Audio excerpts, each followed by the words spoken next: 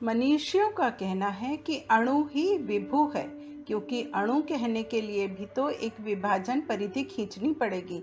जब सारा जगत ही उस एक तत्व से संव्याप्त है, तो विभाजन रेखा खींचने के लिए भी कौन सा रिक्त स्थान बचता है? इस तथ्य को समझने और हृदयंगम करने के बाद मनुष्य के लिए कोई शोक संताप नहीं रह जाते हैं। पंडित श्री राम शर्मा आचार्य। एक छोटे से बीज में वृक्ष का विशालकाय कलेवर छिपा रहता है। एक शुक्राणु में मनुष्य का सारा ढांचा पूरी तरह सन्निहित है।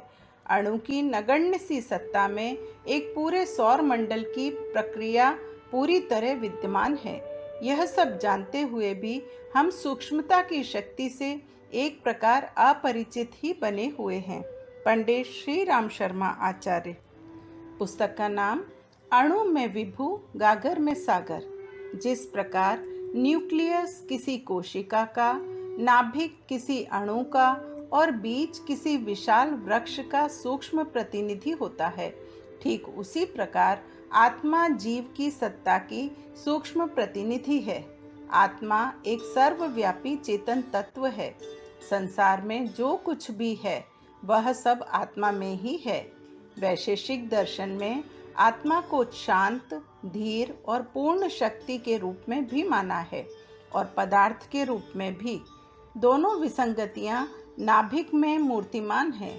नाभिक में दोनों का ही अस्तित्व समान है। इलेक्ट्रॉन जीव है और वे तब तक चैन से नहीं बैठ पाते जब तक अक्रियाशील गैसों की अर्थात मानसिक या आत्मिक द्वंद्व की स्थिति से मुक्ति नहीं पा लेते। यह कहना चाहिए कि जो जितना अधिक उलझ गया है वह उतना ही दुखी है, पर अंतिम कक्षा में प्रत्येक अवस्था में किसी भी द्रव्य में अधिक से अधिक 8 ही इलेक्ट्रॉन होंगे। यह इस बात के परिचायक हैं कि प्रत्येक जीवन का अंतिम लक्ष्य एक ही सिद्धांत से बंधा हुआ है कि उसे आत्म तत्व की खोज करनी है। आपके समक्ष प्रस्तुत है एक लघु पुस्तक जो प्रकृति और जीव के सूक्ष्म तत्वों की जानकारी तथा उनके बीच के अटूट संबंध को अत्यंत वैज्ञानिक तरीके से समझाती है। साथ ही यह भी कहती है कि प्रकृति या परमेश्वर को समझने के लिए बाह्य उपकरण काम नहीं दे सकते।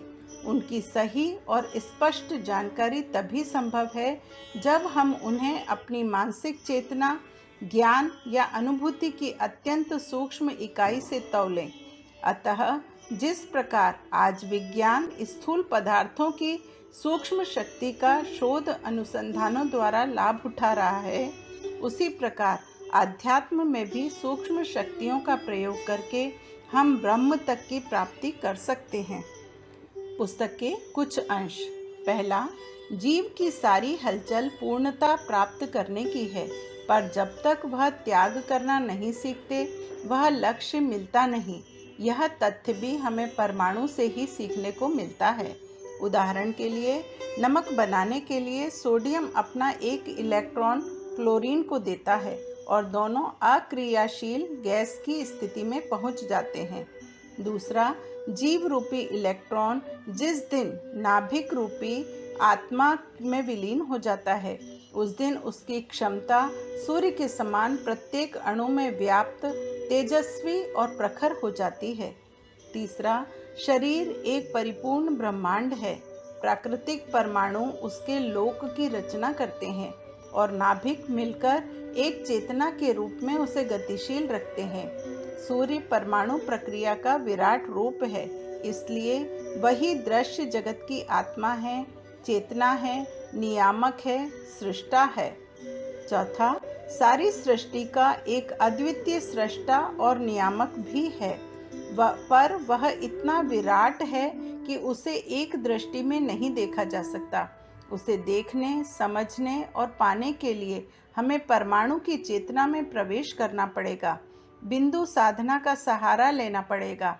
अपनी चेतना को इतना सूक्ष्म बनाना पड़ेगा कि आवश्यकता पड़े तो वह काल, ब्रह्मांड तथा गति रहित परमाणु की नाभि सत्ता में ध्यानस्थ व केंद्रित हो सके उसी अवस्था पर पहुँचने से आत्मा को परमात्मा की स्पष्ट अनुभूति होती है। पांचवा, होम्योपैथी औषधियों के निर्माण का सिद्धांत यह है कि उनके अंदर जो अदृश्य सूक्ष्म शक्ति है उसे जगाया जाएगा ताकि वह रोग से ग्रसित जीवनी शक्ति को रोगमुक्त करने में सहायक हो सके। छठा, गहराई से तलाश करने पर पता चलता है कि महत्व विस्तार का नहीं, उसमें सन्निहित सूक्ष्म क्षमता का है। मनुष्य के धन, बल, पद, ज्ञान आदि के आधार पर नहीं, उसकी आंतरिक स्थिति को देखकर ही यह समझा जा सकता है कि वह कितना समर्थ और कितना मूल्यवान है। सातवां, शरीर से चाहे वह मनुष्य हो या पशु पक्षी, जिसमें जीव चेतना के लक्षण हैं, सब आत्मा है। विविध रूपों में होते हुए भी एक विश्वात्मा एक ही है। यह अनुभूति हम चेतना की अत्यंत सूक्ष्म अवस्था तक पहुंचकर ही कर सकते हैं। आठवां, दुर्बुद्धि का स्थान सद्भावनाएं ले लें और अणु शक्ति का उपयोग रचनात्मक कार्यों में होने लगे तो उसकी सुखद संभावनाओं का क्षेत्र भी अत्यंत व्यापक हो सकता है।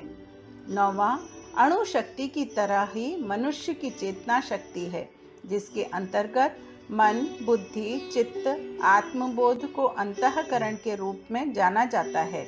लगन, तत्परता, एकाग्रता, तन्मयता, निष्ठा, दृढ़ता, हिम्मत जैसे मानसिक गुण ऐसे हैं जिनके आधार पर अणु शक्ति से भी करोड़ों गुनी अधिक प्रखर आत्मिक शक्ति को जगाया, बढ़ाया, रोका, संभाला और प्रयुक्त किया जा सकता है।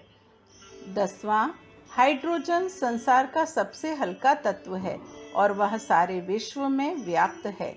उसके एक अणु का विस्फोट कर दिया जाए तो उसकी शक्ति संसार के किसी भी तत्व की तुलना में अधिक होगी। जो जितना हल्का वह उतना ही आग्नेय, शक्तिशाली, सामर्थ्यवान और विश्वव्यापी। यह कुछ अटपटा सा लगता है पर है ऐसा ही।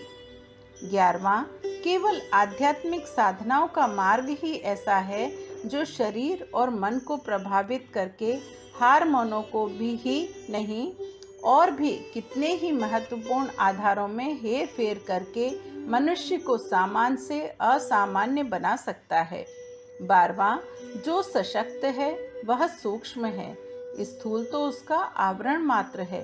काया को हम देख पाते हैं और मनुष्य को उसके कलेवर के रूप में ही पहचानते हैं, पर असली चेतना तो प्राण है जो ना तो दिखाई पड़ता है और ना उसका स्तर सहज ही समझ में आता है। जो सूक्ष्म है वही शक्ति का स्रोत है। उसे समझने और उपभोग करने के लिए गंभीर लक्ष्य वेधक दृष्टि चाहिए। पुस्तक के कुछ बिंदु। नदी, नद, सागर, तालाब सब कुछ इस शरीर में प्रत्यक्ष से भी अति समर्थ अप्रत्यक्ष। स्वरूप जितना महान, आधार उतना ही सूक्ष्म। अति विलक्षण चेतना अर्थात सूक्ष्म की सत्ता, शक्ति अर्थात आत्म चेतना का विज्ञान, असीम अतुल शक्ति सागर की एक बूंद, शरीर संस्थान में भी सूक्ष्म ही प्रखर।